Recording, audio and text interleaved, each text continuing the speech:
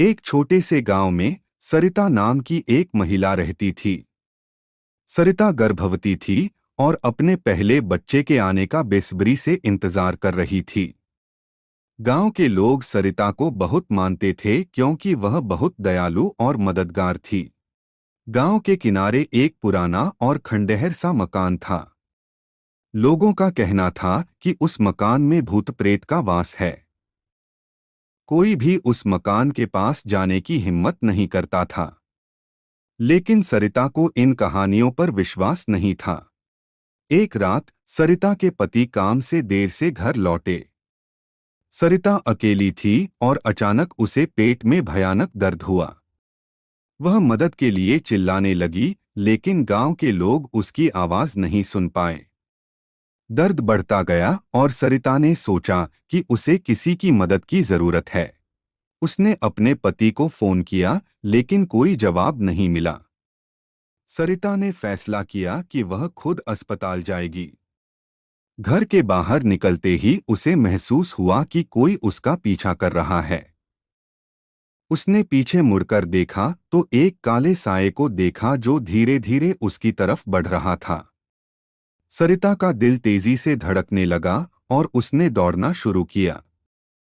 वह उस खंडहर मकान के पास से गुजर रही थी, तभी अचानक उसका पैर फिसल गया और वह गिर पड़ी। जैसे ही उसने उठने की कोशिश की, वह काला साया उसके सामने आ खड़ा हुआ। सरिता की आंखों में डर और दर्द था। उसने मदद के लिए चिल्लाया, लेकिन उसकी आवाज जैसे हवा में ही खो गई।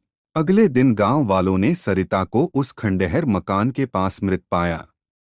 उसकी आंखें खुली थीं और उसके चेहरे पर एक अजीब सा डर था। उसके पेट पर एक गहरी खरोंच थी, मानो किसी ने जानबूझकर उसे नुकसान पहुंचाया हो।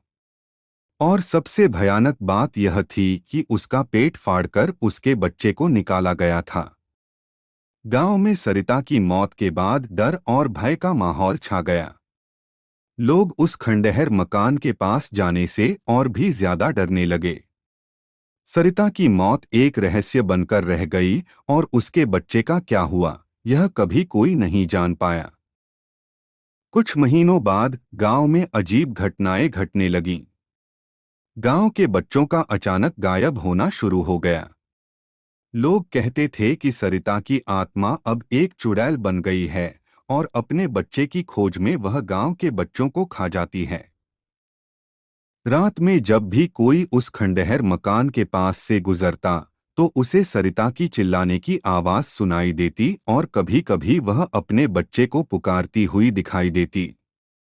गांव वाले अब भी सरिता को याद करते हैं और उसकी आत्मा की शांति के लिए प्रार्थना करते हैं, लेकिन डर की एक छाया हमेशा उनके दिलों में बसी रहती है। सरिता की यह दर्दनाक कहानी गांव वालों के लिए एक भयानक याद बनकर रह गई, जो उन्हें हमेशा इस बात की याद दिलाती है कि कुछ रहस्यों को छेड़ना नहीं चाहिए।